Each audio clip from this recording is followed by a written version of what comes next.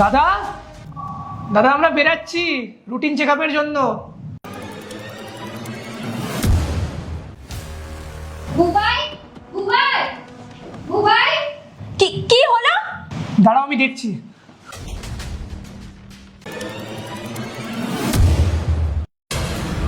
এতগুলো টাকা, তুমি এটা এটা ধরো তুমি।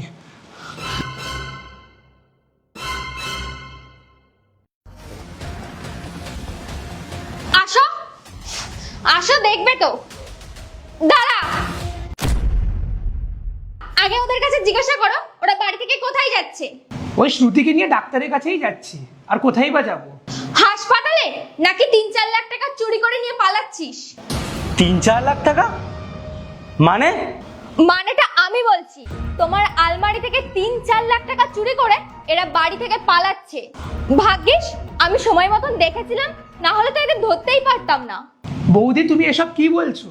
আমাদের 3-4 লাখ টাকা দরকার কেন হবে? আর দরকার হলেও বা আমরা দাদার কাছে চেয়ে নেব, চুরি কেন করবো? কোন মুখে চাইবি? চাইলেই তো তোকে কৈফিয়ত দিতে হবে কিসের জন্য টাকা চাইছিস।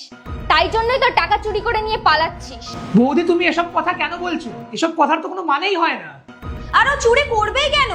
ও তো তোমার দেওর বৌদি, চাইলে দাদার কাছে চেয়ে নেবে। আমরা এতটা নিচু মানুষ না যে আমরা চুরি করব। আমাদের উপরে এরকম মিথ্যা বদনাম দেবেন না। আমি জানি তুই কত টাকা রোজগার করিস।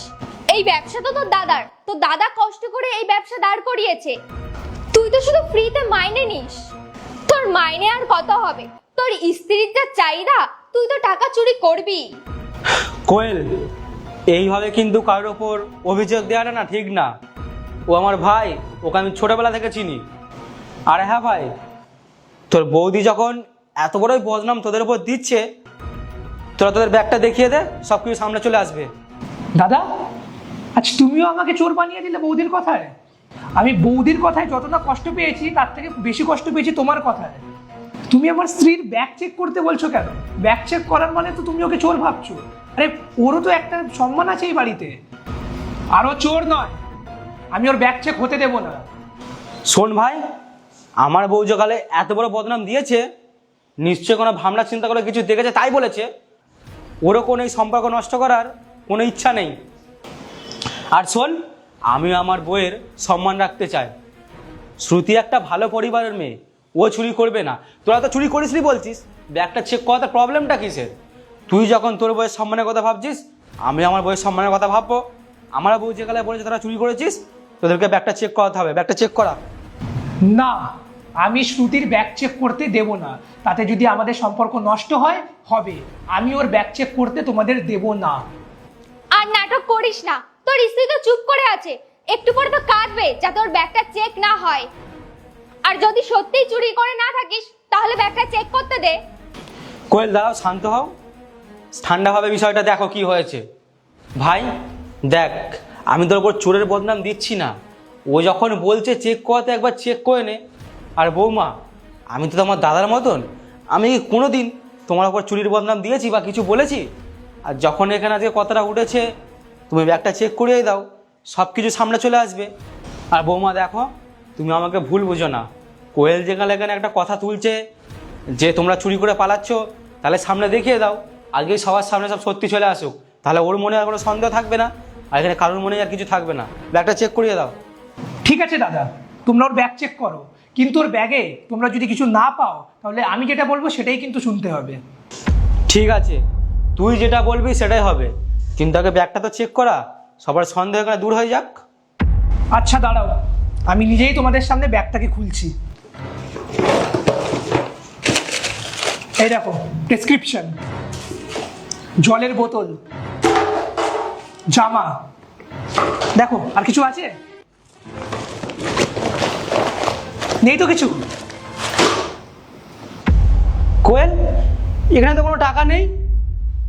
আলমারিতে তো টাকা নেই, আর আমরা ছাড়া এই বাড়িতে ওরা দুজনই থাকে, তাহলে তো ওরাই নিয়েছে।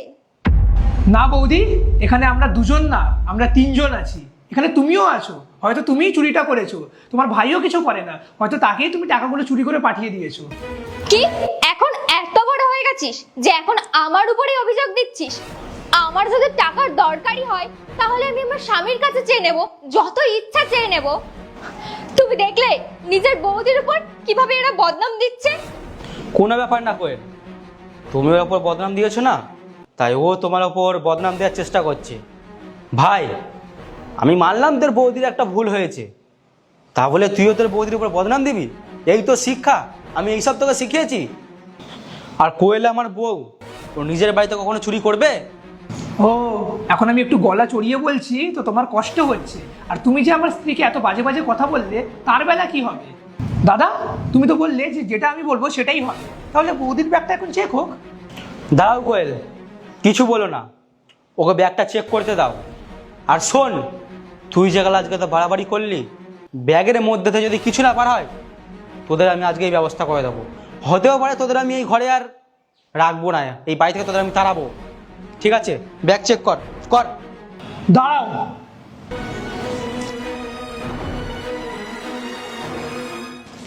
এই দেখো তোমার টাকা।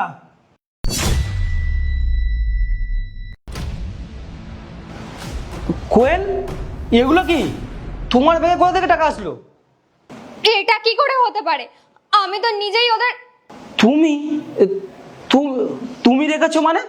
দাদা, আমি যখন শ্রুতিকে নিয়ে হাসপাতালে যাচ্ছিলাম তখন বৌদি এই টাকাগুলো শ্রুতির ব্যাগে ঢুকিয়ে দিয়েছিল, আর আমি এই টাকাগুলোকে নিয়ে আবার বৌদির ব্যাগে দিয়ে দিয়েছি। আমি জানি না বৌদি এই জিনিসটা কেন করলো। কোয়েল, তুমি এসব কেন করেছো? আমি জানতে চাই তুমি এসব কেন করেছো, কেন করছো? কি করব? আমাদের বিয়ে হয়ে গেছে কত বছর হয়ে গেছে, আর ওদের বিয়ে হয়েছে মাত্র 2 বছর হয়েছে। এর মধ্যেই ওদের সন্তান হতে চলেছে। আমি কত বছর ধরে একটা সন্তানের জন্য কাঁদছি, কিন্তু সেই সুখ আমার কপালে নেই।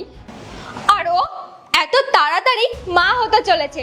আমার স্বামী এত কষ্ট করে রোজগার করে, আমি ভেবেছিলাম সেই টাকা আমাদের সন্তানের জন্য খরচ হবে, আমাদের সন্তানের ভবিষ্যৎ হবে। কিন্তু আমার স্বামীর সব টাকা চলে যাচ্ছে ওর চিকিৎসার পিছনে। আমারও তো একটা নিজের স্বপ্ন ছিল যে আমার নিজের একটা সন্তান হবে। আমি কিভাবে ওদের জন্য খুশি হব যখন আমার নিজের জীবনেই সুখ নেই? আমি ওকে দেখতাম, তখন আমার রাগ হতো। আমি মা হতে পারছি না, অথচ ও মা হচ্ছে। আমি কিছুই করতে পারছিলাম না, আমি পুরো পাগল হয়ে যাচ্ছিলাম। তাই আমি ভেবেছিলাম যে করেই হোক না কেন এদের দুজনকে এখান থেকে তাড়াতে হবে, অন্তত আমি একটু সুখ করে তো থাকতে পারবো। তারপর তারপর কি হতো? ওরা যদি আজকে চুরির বদনাম নিয়ে এই বাড়ি ছেড়ে চলে যেত, তাহলে আমাদের বাচ্চা হয়ে যেত। তুমি এই বাড়িতে একা পড়ে যেতে। সারাদিন আমি আর ভাই বাইরে ডিউটি করি, তুমি আর বৌমা তো তোমরা দুজনই থাকো। তোমরা দুজন ছাড়া এই বাড়িতে আর কেউ আছে? হ্যাঁ, ভগবান আমাদের এখনো সন্তান দেয়নি, এটা হয়তো আমাদের আগের কোনো জীবনের পাপ, সেই ফলটাই আমরা এখন ভোগ করছি। কিন্তু তুমি ওদের সাথে এরকম করছো। কোয়েল, এই মেয়েটা সবে 2 বছর হলো আমাদের বাড়িতে এসেছে, কত স্বপ্ন নিয়ে এসেছে, এখানে থাকবে, সুখে সংসার করবে। আরে তুমি, যেই শিশুটা এখনো পৃথিবীতে আসেনি, সেই শিশুটার সাথে এরকম করছো, ওর ওপরেই তুমি হিংসা করছো। ভালো হয়েছে ভগবান আমাদেরকে কোনো সন্তান দেয়নি, আর নয়তো তুমি তাকেই এসব শেখাতে, চুরি করা শেখাতে, কী করে লোকের ওপর মিথ্যে বদনাম দেওয়া যায় সেগুলো শেখাতে। আচ্ছা, একটা কথা বলো তো, এইসব করে তোমার কী লাভ হলো? তুমি এত কিছু করলে, এতে আমাদের বাচ্চা হয়ে যাবে, আমাদের বাচ্চা চলে আসবে। আর ভাই, শ্রুতি, আমাকে ক্ষমা করে দিস। তোরা তো জানিস তোর বৌদি এরকম না, ও কদিন ধরে এরকম ডিপ্রেশনে ভুগছে, আমাদের এখনো সন্তান হয় না, এই জন্য। তোরা পারলে আমাদের ক্ষমা করে দিস, আর আমি কথা দিচ্ছি এইরকম আর আগামী দিনে হবে না। আমরা চেষ্টা করব দাদা সব ভুলে যাওয়ার, কিন্তু আমরা এটা ভুলতে পারবো কিনা সেটা বলতে পারছি না। আর বৌদি, এই বাড়িতে যবে থেকে এসছি তোমার সব কাজ করি, তোমাকে বোঝার চেষ্টা করি, এই বাড়িটাকে মানিয়ে নেওয়ার চেষ্টা করি। আমি কখনো ভাবিনি যে তুমি আমার সম্পর্কে এরকম ভাবো। আমি ভেবেছিলাম এই সন্তানটা হলে সবার প্রথমে তোমার কোলে দেব, তোমার কষ্টটা তো একটুকু হলেও কমবে। কিন্তু আজকে আমি বুঝে গেছি তুমি শুধু হিংসা করতে পারো, তুমি ভালোবাসতে পারো না। আমি তোমাদের ব্যাপারটাও বুঝতে পারছি, কিন্তু আমি বললাম তো আগামী দিনে আর এরকম হবে না।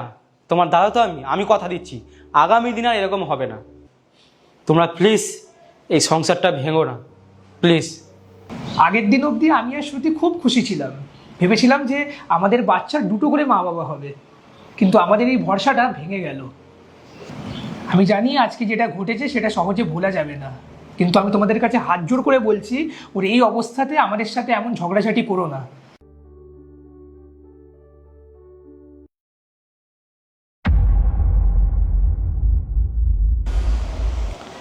কোয়েল, তুমি আজকে যেটা করলে না, এটা আমি সারা জীবন মনে রাখবো, আর তোমাকে আমি কোনোদিনও ক্ষমা করবো না।